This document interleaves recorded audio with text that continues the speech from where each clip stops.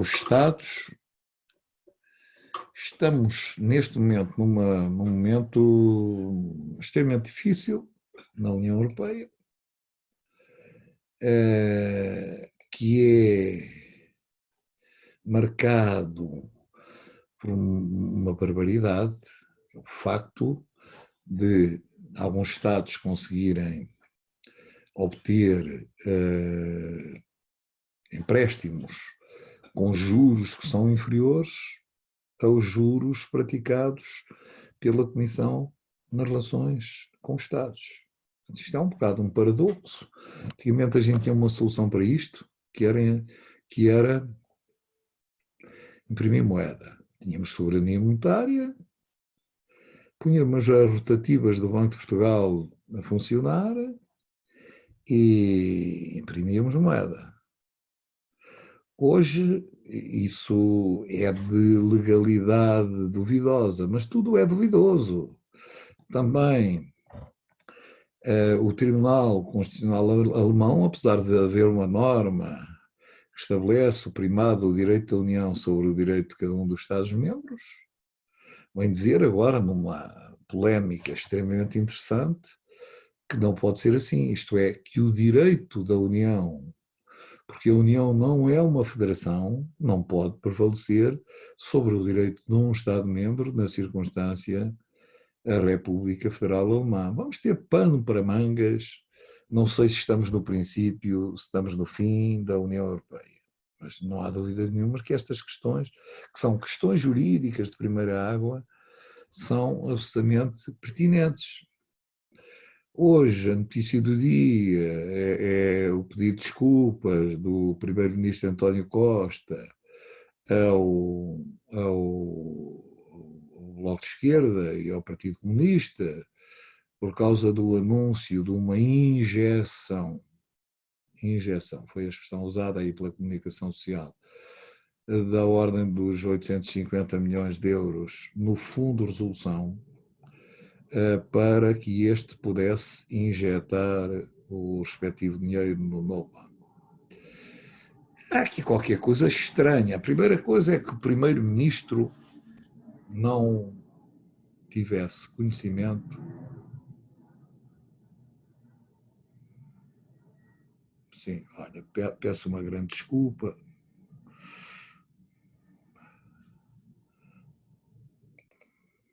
Dizia eu que a primeira questão é que é extremamente estranho, com um volume desta dimensão, uma transferência de dinheiro do Estado dessa dimensão não fosse de conhecimento do Primeiro-Ministro. Portanto, a primeira conclusão que, usando a linguagem comum, eu tiraria de que alguém traiu o Primeiro-Ministro, ou de que o Primeiro-Ministro perdeu o controle do país. A segunda questão é a questão de fundo. 850 milhões de euros para o Fundo de Resolução. Bem, o país está enganado, o país vem sendo enganado, pelo menos desde 2014, sobre a natureza do Fundo de Resolução. O Fundo de Resolução não é uma associação de bancos. O Fundo de Resolução é um saco azul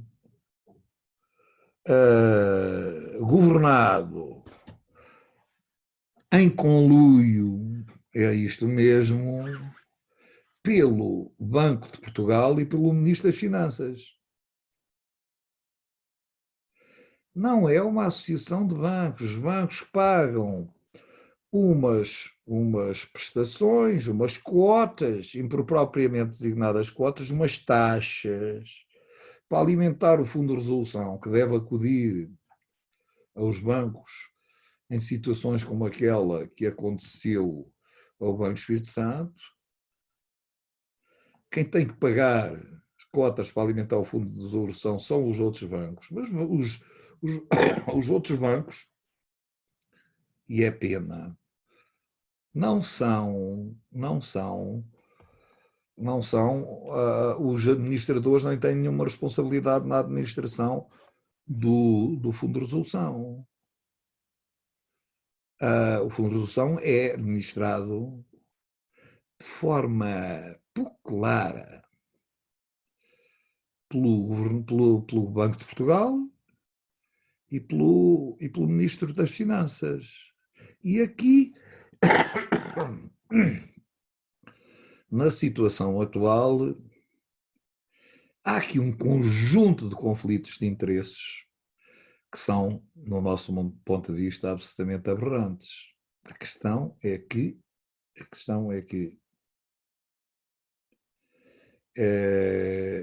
foram mais 850 milhões de euros. Portanto, é preciso... Só um minuto, está aqui a ligar-me o João.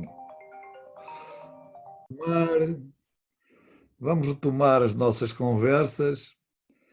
A internet está muito fraca.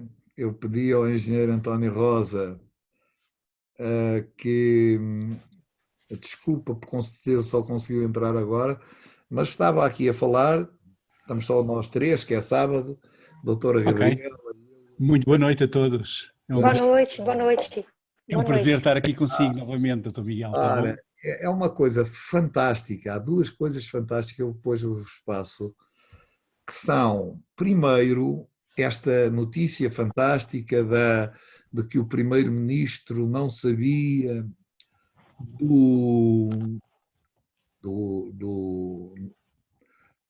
eu não sei como é que se chama, se foi empréstimo ou se foi uma doação de 850 milhões de euros ao Fundo de Resolução para injetar no novo banco. Isto é especialmente interessante, vamos falar para as outras pessoas, para os nossos clientes chamados lesados do BANIF e do BES. Eu estava a acabar de dizer, antes do Sr. Engenheiro chegar, o Fundo de Resolução, as pessoas estão convencidas que o Fundo de Resolução é uma associação, uma cooperativa, uma coisa dos bancos. Não é. O Fundo de Resolução é um saco azul do Estado português, que é governado pelo Banco de Portugal, que é uma instituição mais obscura, talvez, das coisas públicas portuguesas. O Banco de Portugal era um banco privado até setembro de 1975, data em que foi nacionalizado pelo Sr. General Vasconcelos. Depois, o Banco de Portugal é uma coisa muito estranha, e mais estranha ainda são todos estes processos de resolução bancária. No fim de contas, acabam por acusar os bancos de fazerem mundos e fundos, mas quem controla, o dinheiro foi para o Fundo de Resolução para ajudar o novo banco. Mas quem controla o Fundo de Resolução não são os bancos. Quem controla o Fundo de Resolução é o Ministério das Finanças e o Banco de Portugal. Está aqui qualquer coisa que, em definitivo, é preciso explicar. Eu estou farto de ouvir lesados do BES a dizer isto. O senhor doutor, eu tenho tanto tempo do doutor Ricardo Salgado. Ele pagava naquele dia, era tudo pontual. E agora, estes, eu não digo o nome do que lhe chamam, ficaram com o dinheiro e não pagam a ninguém. Esta é uma das notícias do dia. A outra notícia é de que ninguém se entende no que respeita aos fundos europeus e às linhas de crédito às linhas de crédito da União Europeia. O senhor secretário de Estado, o super secretário de Estado das Finanças, vejam a nossa newsletter, que está lá, o despacho de delegação de competências, e ele hoje manda mais que o Ministro das Finanças, o Dr. Félix. E dizia esta coisa fantástica, olha,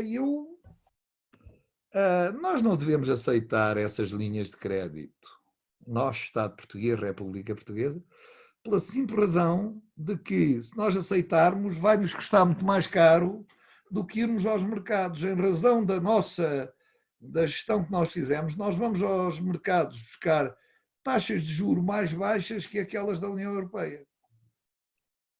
Eu acho que já na sessão passada disse aqui, o que nos falta é uma controvérsia jurídica, é a soberania monetária e a gente está no euro muito bem para os negócios internacionais, poder pôr as máquinas a funcionar e fazer notas. Nós estamos a ser prejudicados como nunca fomos pelo facto de termos abdicado da soberania monetária. Mas quer dizer, como é que a gente sai disto? Como é que nós sabemos disto? Isto era um mundo com muito mais oportunidades, como dizia o engenheiro António Rosa no outro dia, se a gente tivesse moeda, se a gente pudesse pôr rotativas a funcionar e dar dinheiro às pessoas para fazerem coisas. Como não podemos? Cuide, Júlio. Sim. Qual é a solução? Engenheiro, qual é a sua opinião perante isto? Isto não é fácil para um engenheiro civil conseguir, às vezes, ver uma luz ao fundo do túnel para este tipo de situações e para este tipo de diálogos que são criados. E depois, eu penso que até isso que o senhor está a dizer hoje, também num jornal que agora já não me lembro qual foi a capa em que vi, que o Ministro das Finanças deu autorização por esse fundo de resolução de um determinado valor que o Primeiro-Ministro desconhecia, que era isso que o senhor estava a dizer muito bem.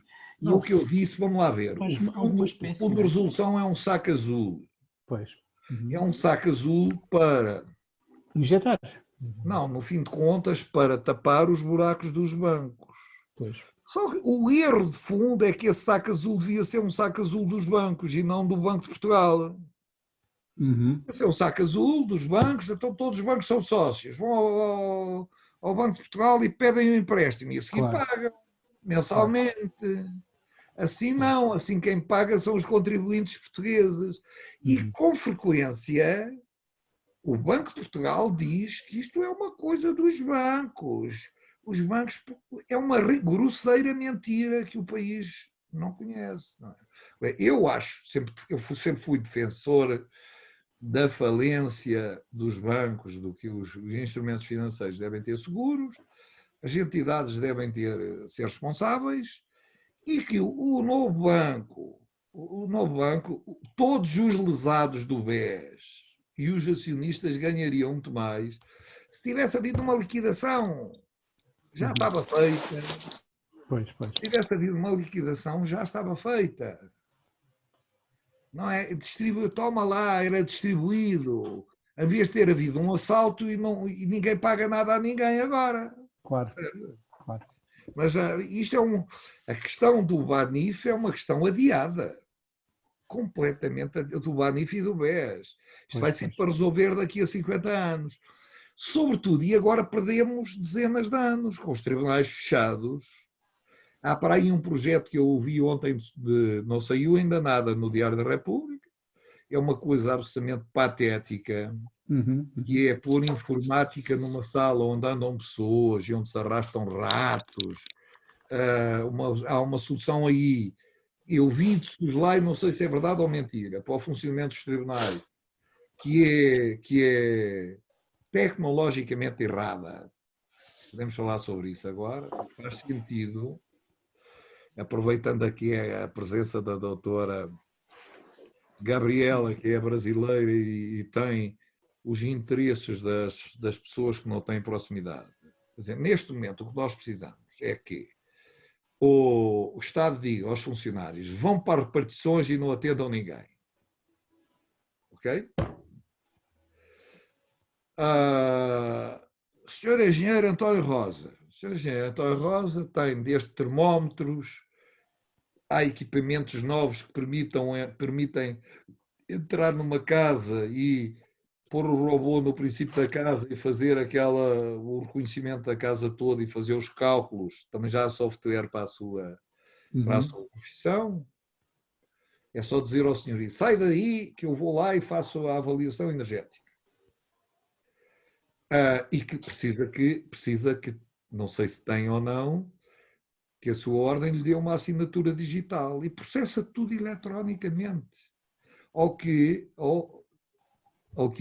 precisa, a única forma é a assinatura digital, porque é uma assinatura que tem o comprovativo profissional, tem que ser uma assinatura de uma ordem ou uma assinatura contratada com uma empresa que gera assinaturas certificadas, como é, por exemplo, a Multicert, que passa a publicidade. E o senhor autor pode estar em casa, na sua casa aí à beira de Sintra, com uns ares ótimos, e processar tudo em casa. Nós, como advogados, neste momento, somos uns privilegiados. Se não houvesse outras profissões que estão, e se não houvesse uma coisa que é aquela corrupção larvar das repartições, nós podemos, o senhor precisa de entrar com um requerimento numa repartição pública ou num tribunal, a gente faz na hora. Qualquer pessoa, qualquer profissional se pode fazer representar por um advogado. Se ele não tiver uma assinatura profissional, a gente faz. Dá aqui um mundo de oportunidades que a gente pode fazer por via eletrónica, sem sair para a rua, sem contactar com os funcionários, sem sermos contaminados pelos funcionários. E o que eu vi relativamente ao projeto de funcionamento dos tribunais é uma coisa absolutamente patética. Para o senhor perceber, minha colega que também é do Brasil também não está absolutamente atualizada, embora o Brasil em algumas coisas esteja mais avançado do que nós temos um sistema, tanto para processo administrativo como procedimentos judiciais, nós entramos com uma chave digital, introduzimos no sistema já lá está a nossa assinatura eletrónica, nós entregamos os requerimentos, as respostas aos requerimentos, portanto o juiz fica com acesso a tudo. Quando chega à fase do julgamento, eu posso estar na minha casa, o advogado da parte contrária pode estar na casa dele. Precisamos do tribunal apenas para quê? Para duas coisas. Primeiro, para ter uma sala espetáculo, um grande vídeo, para as pessoas que queiram assistir à audiência pública assistirem no vídeo. E precisamos ter um gabinete onde um funcionário faça passar uma a uma as pessoas que têm de ser ouvidas pelo tribunal. Isto é extremamente simples e o que querem fazer é agarrar na manada, pôr a manada com aqueles óculos horríveis na sala de audiências e cada um a mexer no seu rato, a estragar a gravação. Isto é um absurdo. Quer dizer, a gente precisa dar um salto tecnológico, senão vamos ser abafados pela crise. Essa é que é a grande questão. Ok. Soutor, dentro da minha área, digamos, isto é tutelado pelo Ministério de Energia e Geologia, é lógico que eu tenho que estar inscrito, e estou na minha ordem, estou devidamente acreditado, como é evidente. Sou também assinatura digital, através do meu cartão de cidadão e aquele mecanismo que nós temos e que trazemos para podermos oficializar e digitalizar a nossa assinatura, mas eu sou sempre obrigado a ir ao local. Eu não posso fazer certificações energéticas à distância, Soutor. Portanto, eu quando vou, marco com o meu cliente e há dois mecanismos que são obrigatórios. Um é comunicar à entidade gestora do sistema que eu vou fazer uma determinada visita a uma determinada hora, e depois há um segundo papel que eu tenho que preencher eu, de acordo também com o proprietário, para tentarmos perceber se estão reunidas ou não as condições para que essa visita possa ser feita. Isto é, se a casa está ocupada e é perguntas de sim ou não. Se a casa está ocupada ou não, se me foi franqueada a documentação mínima e necessária para eu poder visitar ou não, sim ou não. Há mais duas, doutor, e peço-lhe desculpa, mas eu até faço a leitura em direto, que eu tenho este papel, um papelinho, uma folhinha branca, mais ou menos deste tipo, e o edifício localiza-se numa zona não abrangida por cerca ou cordão sanitário, e é perfeitamente admissível, podia estar numa zona de cordão, e localiza-se numa zona cujas restrições à circulação são apenas as previstas no Decreto-Lei 2C/2020. O percurso até o edifício será feito em transporte individual, isto é, se eu vou individualmente no meu carro ao local, ou no meu transporte, seja o qual for, para que não tenha a companhia de ninguém no meu carro, o edifício encontra-se livre de ocupação humana, sim ou não, e aqui quando se diz edifício pode ser entendido também como fração autónoma, entenda-se. E se o perito tem na sua posse a solução antiacética, base alcoólica, gel desinfetante. Basta falhar uma destas perguntas não ser dada de uma forma positiva, eu já não faço a certificação energética. Portanto, a minha Direção-Geral de Energia e Geologia... O que lhe digo é que tanto o seu papel como o papel do seu cliente podem ser feitos por via eletrónica. Exatamente. Pode falar isso. Tudo isso pode ser feito via eletrónica. Para além disso, para fazer a avaliação, eu depois da conversa que tivemos na última Sim, na quinta-feira. Na última quinta-feira eu fui fazer algumas viagens. Ok. E eu cheguei a uma conclusão que é extremamente interessante, é que aquele mecanismo que está a ser usado neste momento pelos mediadores imobiliários para fazerem o levantamento interno dos imóveis, e que faz, ele tira-lhe o espaço todo, é um robô, no fim de contas, uma coisa pequenina, que lhe faz o levantamento interno e as medições internas das divisões.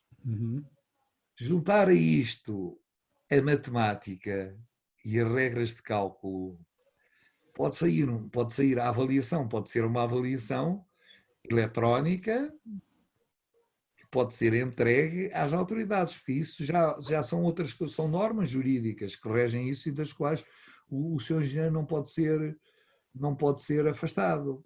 Tem o cartão de cidadão, mas para além do cartão de cidadão, o senhor engenheiro pode ter no cartão de cidadão, acoplado ao cartão de cidadão, uma certificação profissional, onde constam os dados todos da sua licença, onde constam tal como eu tenho uma que me qualifica como advogado.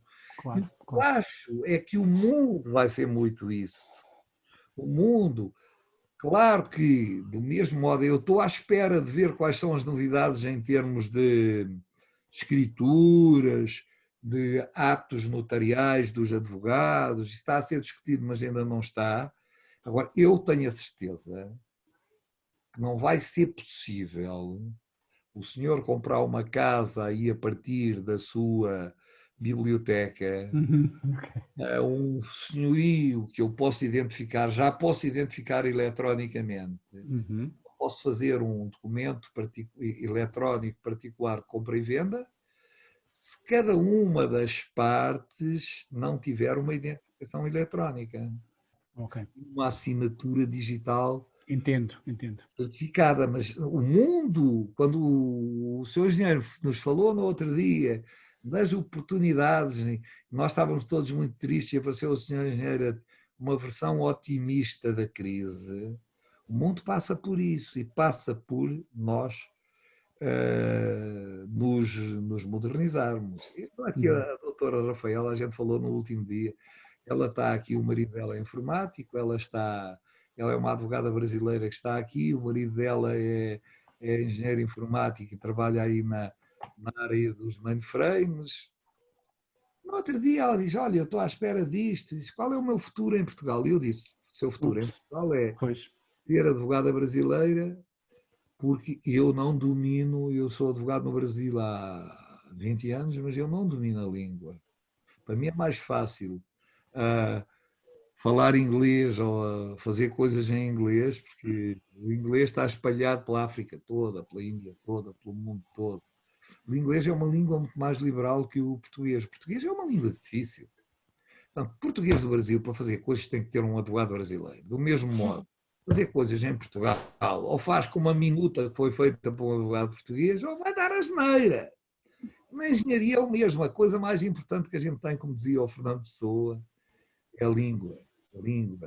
E a língua com os seus diferentes idiomas.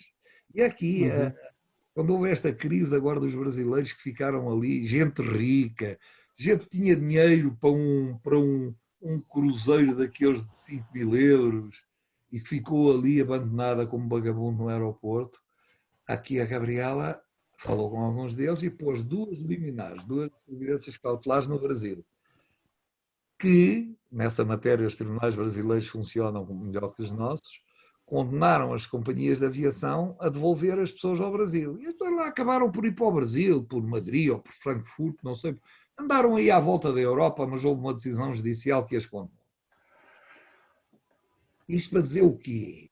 E nestas coisas isto é fantástico.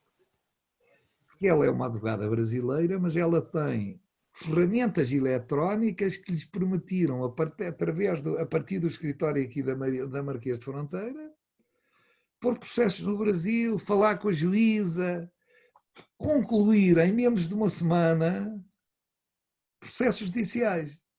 Doutor Miguel, eu gostaria de dar uma parte para o senhor e para o engenheiro. Nós, nesses processos, despachamos com o juiz, né? Eu conversei com a juíza, que a juíza quis saber o que Mas como é acontecia, que é isso? Você etc. conversou com a juíza, mas você está aqui em Lisboa, como é que conversou? Sim, nós marcamos uma reunião por Zoom, eu, a juíza no Brasil e o diretor da secretaria do cartório, da conservatória do cartório, né? Hoje o processo tramitava. Foi Sim, mas marcado um horário. uma coisa, deixa só uma interrupção. Isso em Portugal é completamente impossível. É absolutamente impossível. O juiz primeiro pergunta-lhe se você está com coronavírus. Está no Zoom. E convida a pôr uma máscara, daquelas máscaras de coiso, e tem que você pôr a máscara e ele também. Isso é absolutamente impossível em Portugal. Há coisas em que o Brasil, que é este Brasil fantástico, que vai gerar N filmes. Eu acho que esta coisa lá de cima do Nordeste, do Norte, me entristece muito, porque é uma zona que eu gosto muito, vai gerar argumentos para não sei quantos filmes sobre Deus e o diabo e mais não sei o quê, mas do outro lado você tem, é um país extremamente avançado em termos tecnológicos, isto você não conseguiria fazer isto. Aqui o senhor engenheiro que faz certificação energética, que é uma coisa que eu depois te explico o que é verificar, explique lá, senhor engenheiro, explique lá aqui um bitite para uma advogada brasileira do que é certificação energética. Ela sabe porque ela arrendou uma casa aqui em Campo de Ourique e já viu a certificação energética, só que eu não consegui explicar-lhe sumariamente o que é. Então, olha, de uma forma muito sumária, a certificação energética, portanto, é um documento que estuda e permita-me levar para esta brincadeira, digamos assim. Nós no inverno queremos sentir-nos quentinhos dentro das nossas casas, então não vendemos o calor ao exterior. Como é que vendemos esse calor? Através das janelas, das paredes, do teto, do chão. E depois, no verão, que queremos estar fresquinhos, não estamos a comprar também esse calor que vem do exterior. E a análise é feita também. Portanto, é feito um equilíbrio de aquecimento e de arrefecimento, tendo em conta estas envolventes, que são exteriores, paredes e castelharias, janelas, pronto, para o termo ser mais abrasileirado, e depois, em termos de interiores, o teto e o chão, porque estão em contacto, ou com uma loja cá em baixo, ou com uma garagem, ou seja, do que for. Tudo isto é tratável. E depois, Sim. o que é que se usa para aquecer a água quente? Se é um esquentador, se é um termoacumulador, se é uma caldeira, e depois vamos aos recursos às renováveis, que é a energia solar. Nós temos, em Portugal, nós temos sol gratuitamente, não sabemos aproveitá-lo, mas isso são outros contornos, através dos painéis solares e da gestão de energia fotovoltaico. E depois, que outros recursos é que nós temos também para termos aquecimento? Ar-condicionados, aquelas estruturas do Brasil, aquelas chaminés que se metem depois lá uma caixinha metálica dentro, nós aqui chamamos de recuperador de calor, não sei se aí é a mesma coisa, e o que é que metemos lá dentro para consumir, para nos dar calor. Tudo isso é analisado, é introduzido depois eletronicamente, como o Sr. Miguel estava aqui a referir, depois de vir ao local, trabalho em sede de escritório, ou em minha casa, seja onde for, posso estar onde eu quiser, desde que tenha internet, é o que serve, e computador. E eu faço um estudo específico e sai esse documento de, normalmente, 8, 9, 10 páginas, mas também tem a vertente de que eu vou ter que dar medidas de melhoria. Isto é, propor medidas de melhoria não obrigatórias neste momento, para que esses consumos e a nossa pegada de CO2 seja reduzida ao mínimo. E esse o certificado deve ter tido obtido da sua casa, conforme o senhor estava a dizer.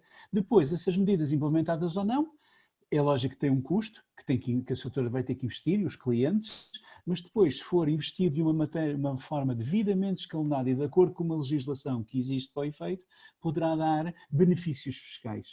E esses benefícios fiscais não são muitos Muito neste momento, mas são alguns. A emoção que eu tenho, eu próprio estou Muito interessante.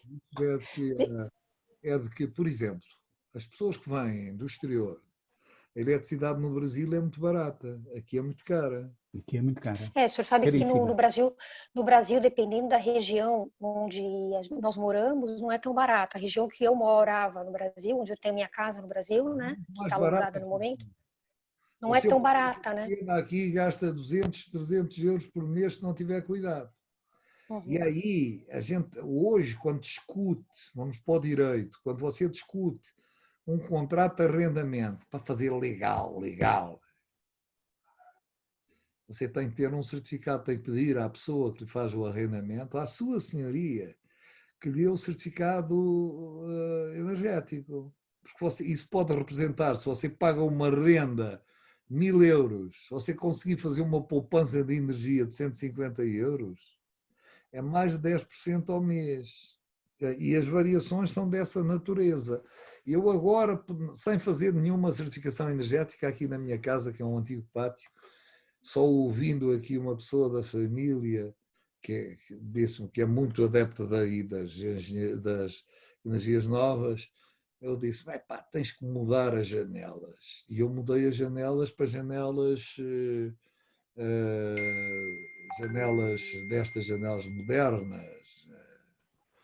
E só isso, a minha conta da luz, isto ainda sem a assistência aqui do engenheiro António, mudou, eu estou a pagar menos aí antes da crise. Agora, depois da crise, as pessoas abusam mais, têm abusado mais.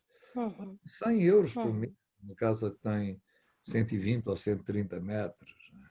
Cá estava aquilo que eu estava a descrever, doutor. Como a castellaria ainda era da antiga, deixava fugir o seu calor que o senhor gerava dentro da sua casa para o exterior rapidamente. E agora, ao pôr novos equipamentos, que foram de certeza absoluta com corte térmico. Tinha aqui uma preocupação estética, porque isto era um pátio e a Câmara fez uma série de imposições, mas agora eles até já imitam as janelas antigas para pôr os cortinados. Agora, novidades da semana, eu vou mandar para todos vocês, vou mandar uma coletânea de legislação. Deixa ver se eu tenho aqui, se posso fazer Ctrl+V. Aqui, não, eu já mando. A nossa legislação de coronavírus chegou a quase, só sair da tela cheia. A nossa legislação de coronavírus chegou hoje a 919 páginas. São 919 páginas. Eu concluí hoje e atualizei hoje um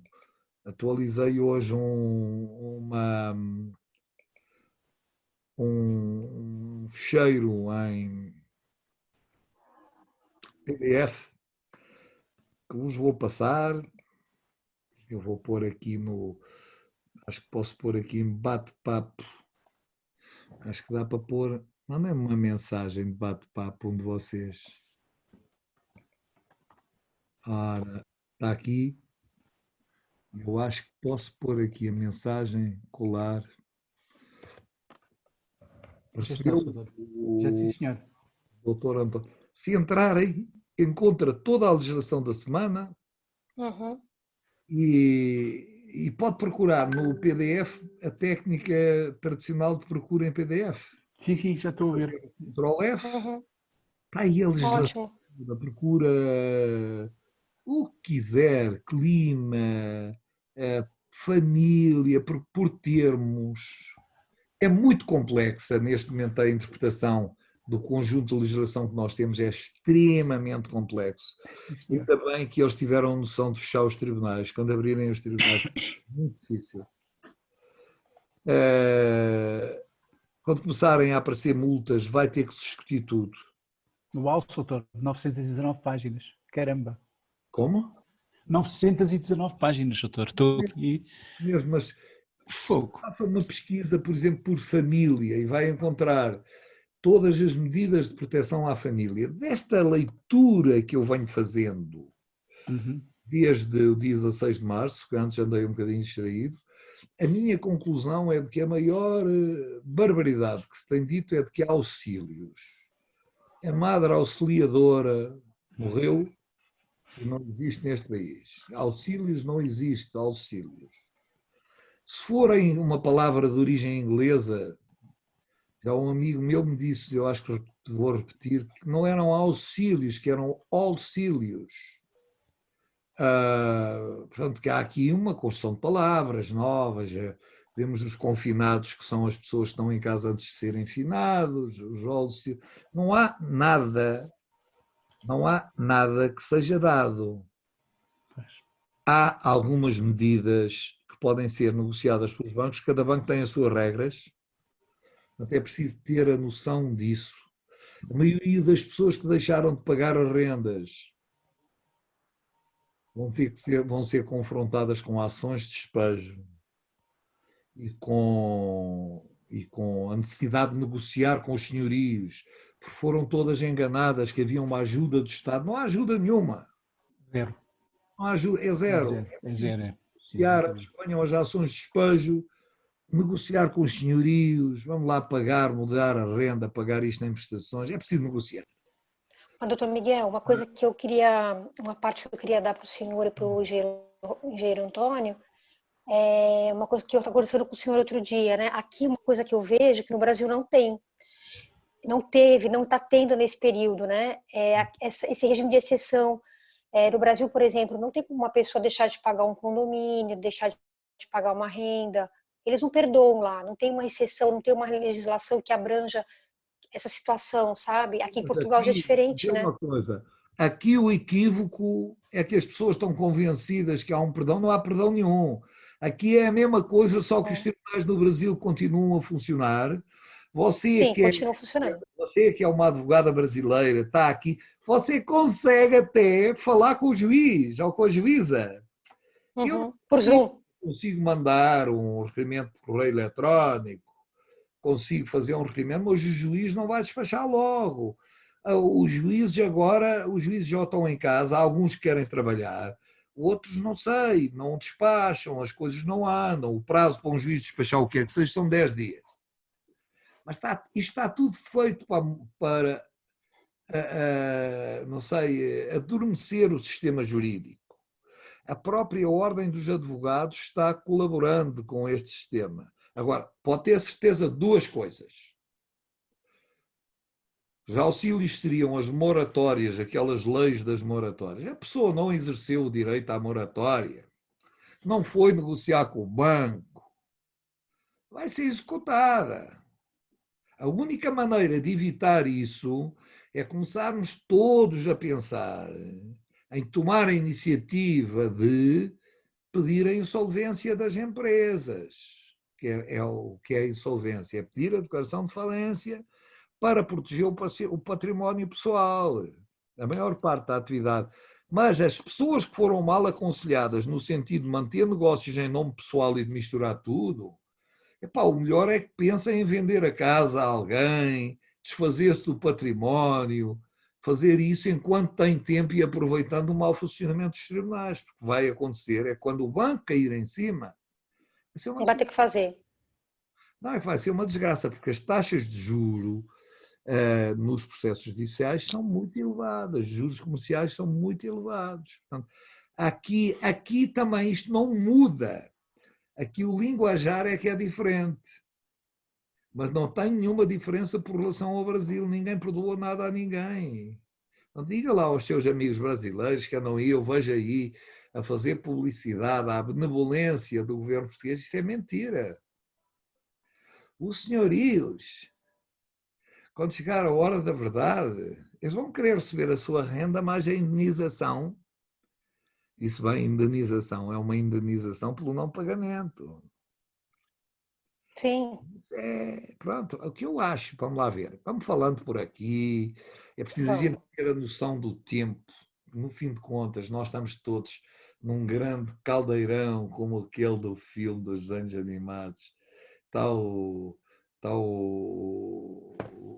engenheiro António, está você como advogada brasileira, estou eu, acho que hoje foi maravilhoso, tivemos só os três sem ser incomodados por ninguém. E é bom pensar. E a pior coisa que pode acontecer a quem está em casa é não pensar. Não pensar. Sim. E a gente tem que pensar todos os dias. e é bom que aqui o engenheiro António esteja connosco, porque ele tem uma perspectiva muito positiva da crise. Eu não falo mais e quero que ele nos fale disso. Eu acho que todas as crises têm oportunidades. É E isso, eu acho que é esta isso também. mesmo. Queria que nos dissertasse mais sobre isso.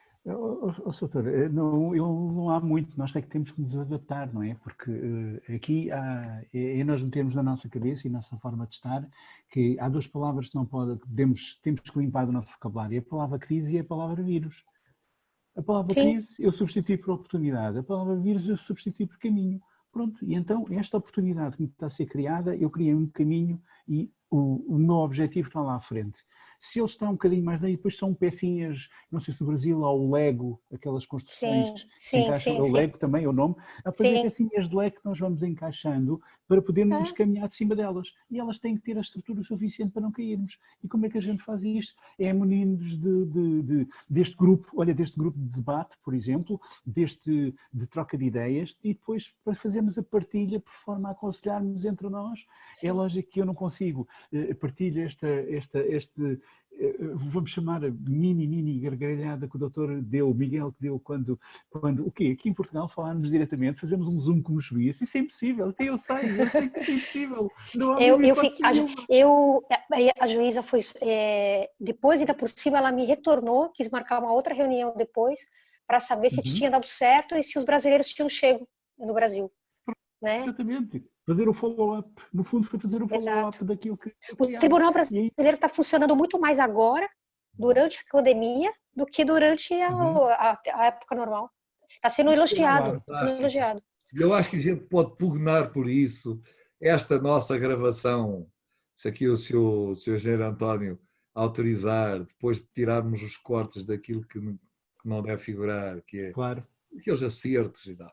Vamos Hoje publicá-lo. eu trajo estar Por mal em favor. casa. No Vamos. outro dia apanhou-me de gravata já e ainda Eu bem. acho que o que é importante é nós não nos deixarmos nem adormecer, Uhum. nem anestesiar. Nós somos três cabeças a pensar de forma complementar. Eu gostei muito dessa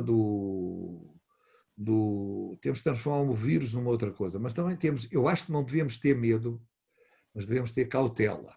Exatamente. Sim. Cautela. De forma Eu tenho responsável. um grande amigo que trabalha na indústria farmacêutica há muitos anos e que num dia destes me disse, quando falávamos de vacinas, ele diz, a gente precisa mesmo da vacina, Uhum. mas nem a Senhora da Aparecida, nem a Nossa Senhora da Aparecida, nem a Senhora de Fátima nos vão dar a vacina. Ainda não há vacina para o... Ele é brasileiro. Uhum. Ainda não há vacina para o AIDS. Disse uma coisa, e disse uma outra coisa, o AIDS, que é a nossa SIDA, tem 20 anos. Uhum. Já passaram 20 anos.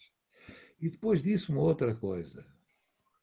De acordo com os estudos, na generalidade dos estudos, a forma de contrair o AIDS é por um buraquinho que todas as pessoas têm. 5% das pessoas usam essa função, os outros 95% não usam. A questão não é uma questão de género, nada disso. É do uso. E ele diz, mas olha aqui, até os cegos usam os olhos, o nariz e a boca.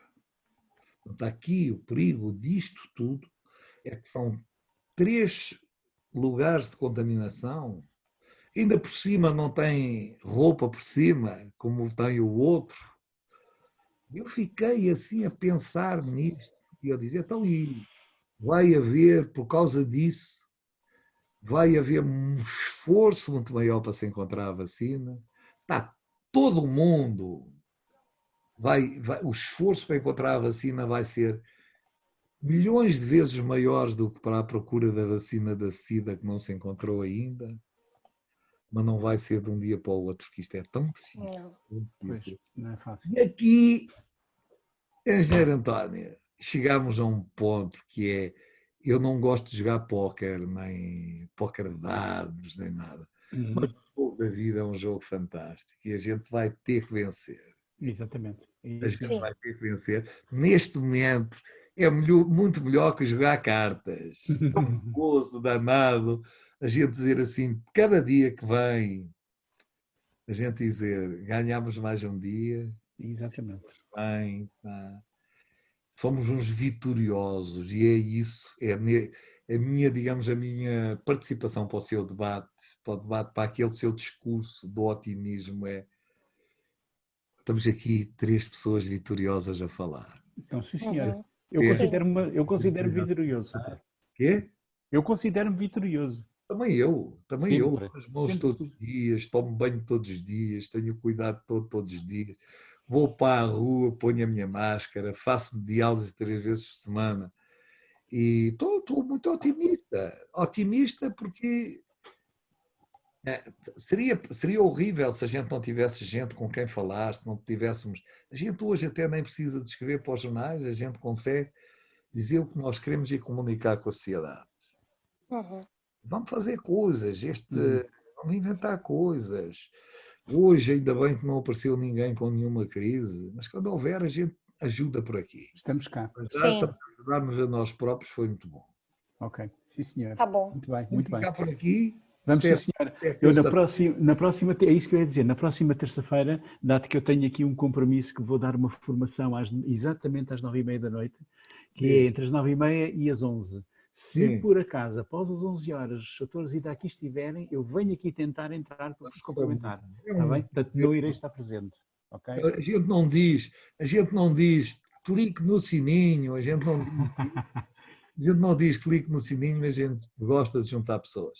É isso mesmo. Está bom? Um grande abraço boa também, noite. doutora Gabriela, também um grande abraço. Boa noite. Boa noite. Obrigado. Até logo. Obrigada. Até logo. Boa noite. Até logo. Boa noite.